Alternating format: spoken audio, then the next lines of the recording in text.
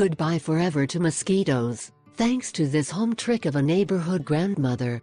In this channel we try to relieve your daily life with little tips that will help you solve big problems, in this case the annoying mosquitoes that are always hanging around our food and bothering our loved ones and ourselves.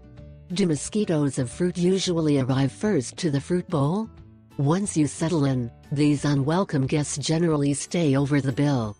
Luckily, there are many simple ways to remove mosquitoes from the fruit in your home and keep them from coming back.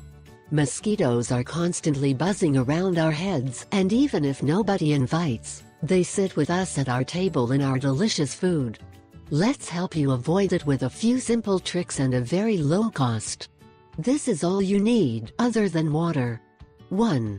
Cut a plastic bottle in half. 2. Pour a little oatmeal into the bottom, just enough to cover it. 3.